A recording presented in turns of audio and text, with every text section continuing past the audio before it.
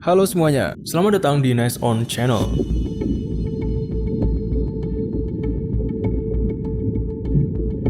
Apa yang akan kamu lihat sebentar lagi adalah sesuatu yang seharusnya belum pernah dilihat oleh masyarakat umum hingga hari ini. Pada tanggal 18 Juni 2023, kapal selam Ocean Gate Titan dilaporkan hilang kontak di kedalaman Laut Atlantik. 5 orang yang ada di dalamnya tewas, termasuk CEO Ocean Gate, Stockton Rush. Namun kini, sebuah rekaman video yang baru saja dirilis secara diam-diam oleh US Coast Guard telah mengungkap sisi lain dari tragedi ini. Dalam rekaman yang belum pernah dipublikasikan sebelumnya ini, terlihat Wendy Rush, istri Stockton, sedang berada di kapal pendukung Polar Prince. Tiba-tiba terdengar suara dentuman aneh yang menggema melalui lubang kapal.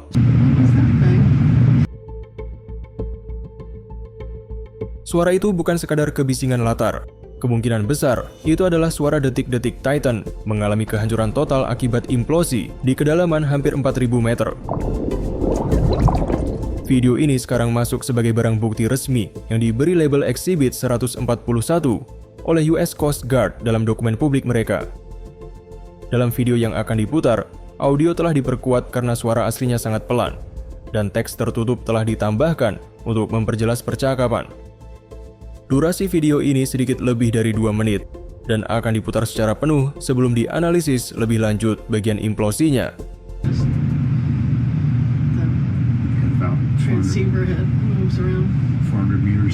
Terlihat transceiver berpindah sejauh 400 meter sekitar 8 detik sebelum ledakan terjadi.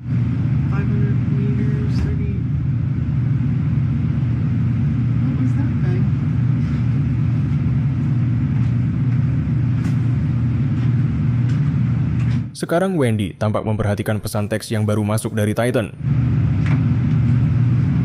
Drop 2 weights. Titan, drop 2 weights. Copy. Titan, drop 2 weights.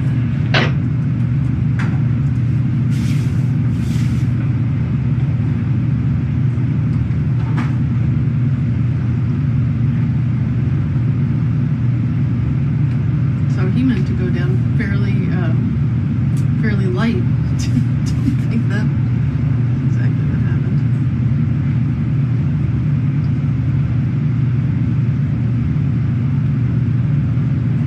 Windstag, platform. Go ahead, platform.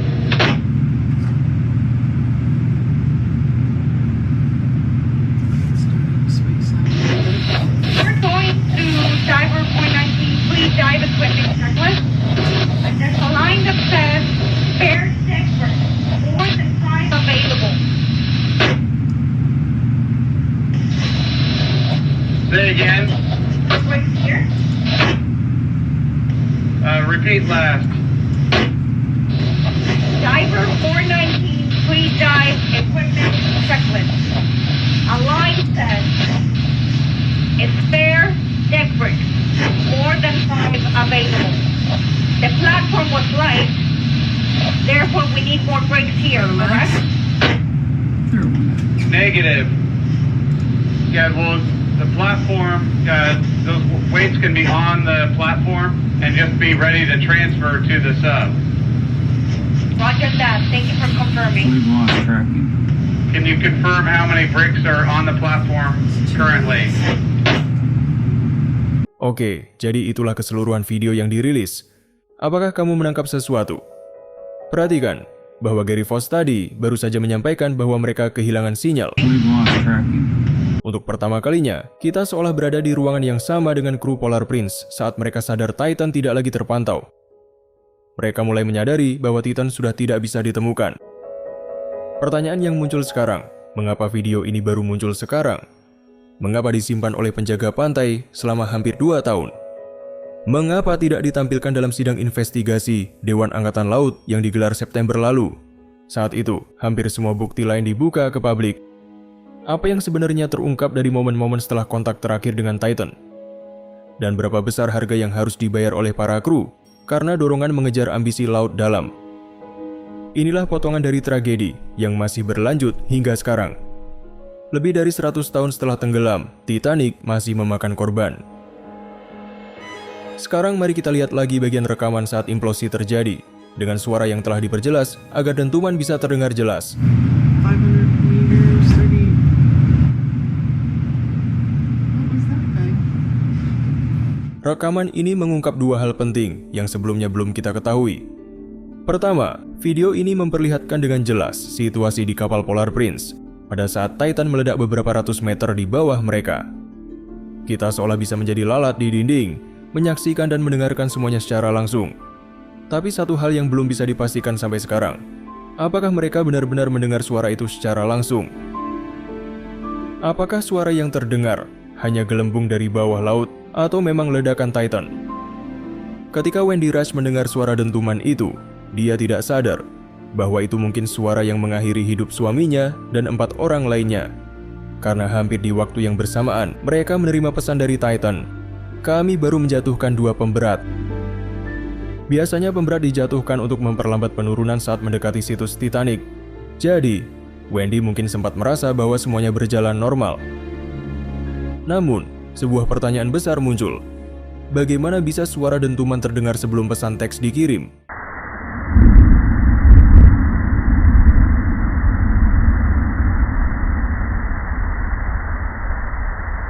Kecepatan suara dalam air laut mencapai sekitar 1.500 meter per detik.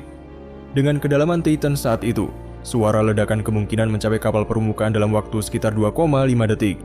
Sementara pesan teks menggunakan modem akustik yang sangat lambat, bahkan lebih lambat daripada modem internet di era 90-an.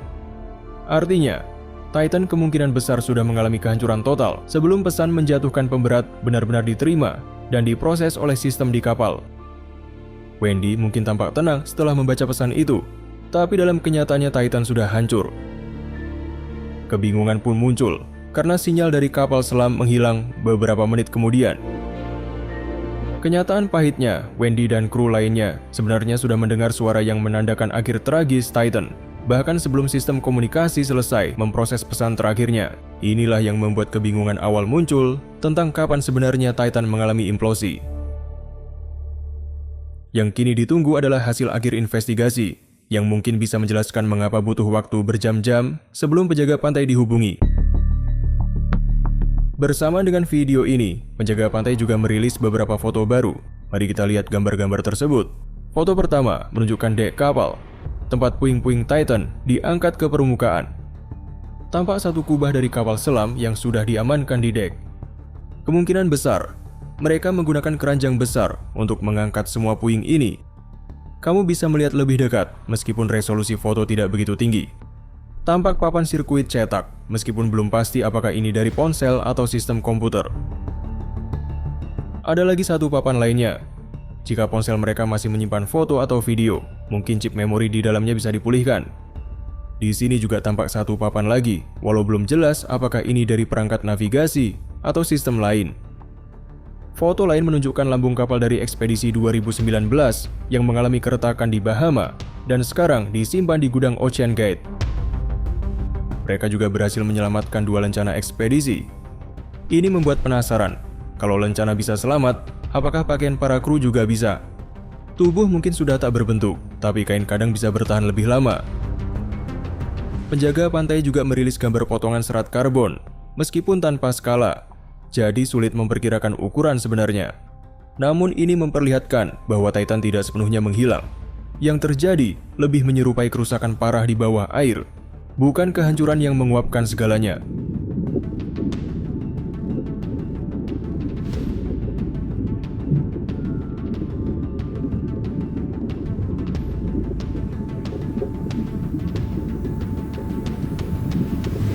Ada juga peta yang menunjukkan pola pencarian kapal. Titik-titik tumpang tindih menunjukkan lokasi awal pencarian dan prioritas pertama mereka. US Coast Guard dijadwalkan merilis laporan final pada tahun ini. Selanjutnya, kita akan membahas kembali kronologi dan penyebab Titan mengalami implosi saat melakukan ekspedisi. Kapal selam ini dikemudikan menggunakan joystick PlayStation, menggunakan komponen reguler yang dibeli dari Camping World, dan tingkat keamanan yang masih dipertanyakan. Namun, 5 turis Titanic tetap membayar ratusan ribu dolar untuk turun ke kedalaman 4.000 meter dengan kapal selam Titan.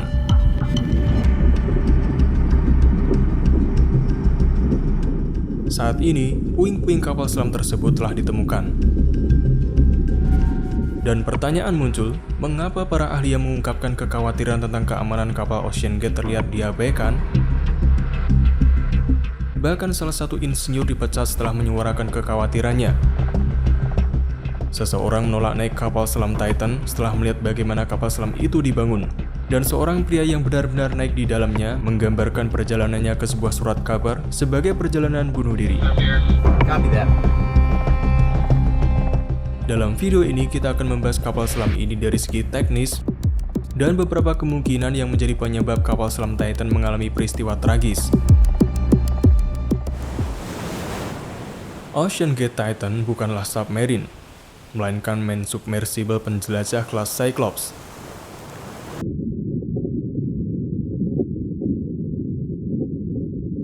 Perbedaan utama antara submarine dan submersible adalah bahwa submersible diluncurkan dari kapal induk atau home vessel. Mereka biasanya diluncurkan dengan rakit atau platform yang ditempatkan di laut. Kemudian kapal akan turun melalui 4 baling-baling elektrik yang membantu mencapai kecepatan sekitar 3 knot. Kapal selam umumnya dapat menyelam ke bawah air tanpa perlengkapan eksternal dan muncul ke permukaan dengan mengosongkan balas tanknya. Sedangkan Titan mengandalkan baling-baling dan balas bag untuk menuju ke permukaan. Terdapat 3 sistem dasar dari submersible ini. Pertama adalah kapal induk bernama Polar Prince untuk mengangkut Titan sampai ke situs eksplorasi. Kedua, landasan yang mengangkut Titan menuju ke kedalaman tertentu. Dan ketiga adalah Titan itu sendiri.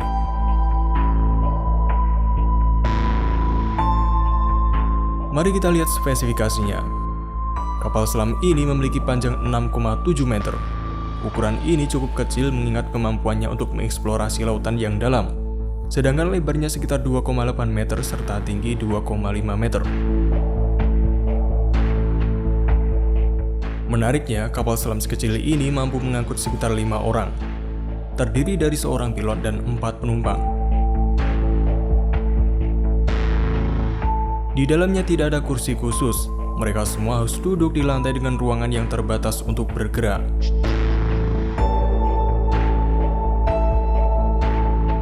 Di dalamnya juga terdapat toilet yang terletak di bagian depan yang dipisahkan dengan sebuah tirai.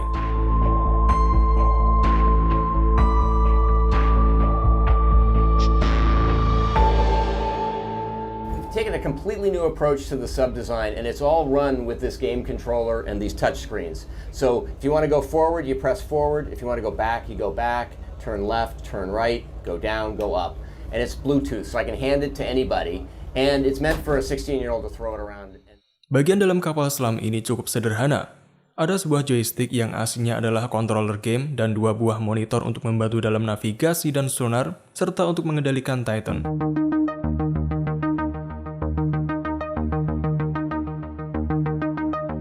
Dibandingkan dengan kapal selam lain seperti yang digunakan James Cameron, sangat jauh berbeda. Dapat kita lihat kapal selam 10 juta dolar ini memiliki interior yang jauh lebih kompleks. Terdapat beberapa instrumen yang digunakan untuk indikator dan penjelajahan di laut dalam. Bisa dibilang Titan merupakan versi paling aneh dan mendasar dari sebuah submersible.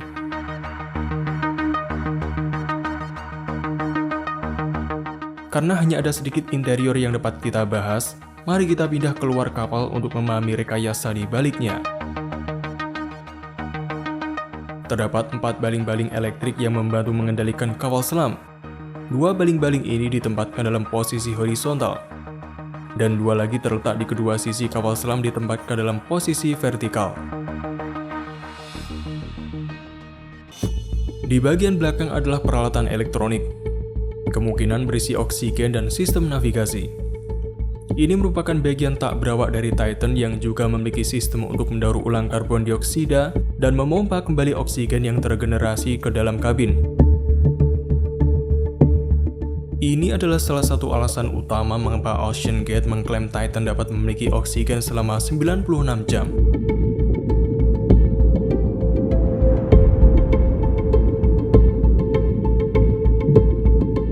Yang cukup menarik adalah pintu masuk yang terbuat dari titanium.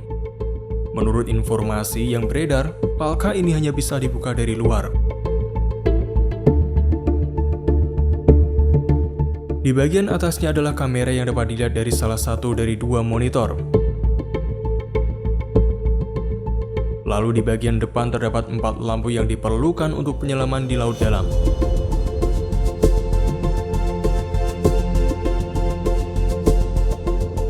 Dengan semua peralatan ini, kapal selam dapat mencapai kedalaman 4.000 meter dengan kecepatan 3 knot.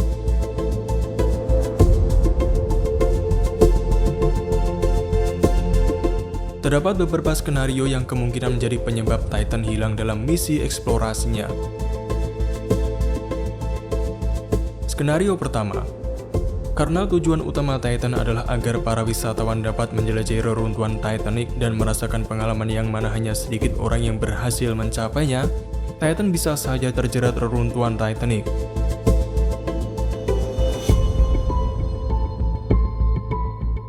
Skenario kedua, baterainya mungkin habis karena mentenagai 4 baling-baling elektrik di laut yang dalam. Skenario ketiga, karena tekanan ekstrim di kedalaman seperti itu mungkin kaca yang ada di kapal tersebut retak. Skenario keempat, kapal selam tersebut berkomunikasi dengan kapal induknya menggunakan sistem sonar yang mungkin saja rusak saat setengah perjalanan menuju tujuannya. Karena tidak memiliki sistem navigasi, Titan mungkin tidak dapat menjauh dari bahaya. Skenario kelima, seorang penjelajah Titanic berpengalaman bernama G. Michael Harris mengatakan bahwa tekanan di kedalaman seperti itu 350 kali lebih besar dari permukaan. Menurutnya, implosi bisa saja terjadi dan menghancurkan Titan. Fenomena ini terjadi ketika lambung kapal gagal menahan tekanan kuat, maka tekanan laut seketika akan menghancurkan kapal beserta isinya. Bahkan kegagalan kecil pada serat karbon dan lambung titanium bisa menjadi penyebab terjadinya implosi.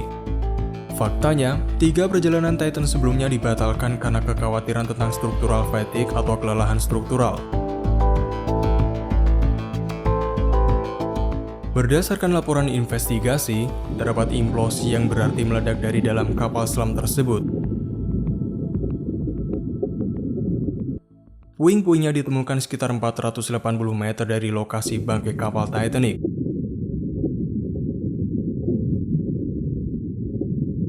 Pemilik OceanGate mengklaim kapal selamnya memiliki banyak komponen buatan sendiri dan dilengkapi dengan sistem canggih untuk memantau masalah pada lambung kapal. Tetapi jika masalah seperti implosi terjadi di kedalaman seperti itu, semuanya akan terjadi dengan cepat dan hampir tidak ada waktu bagi para kru untuk menyelamatkan diri.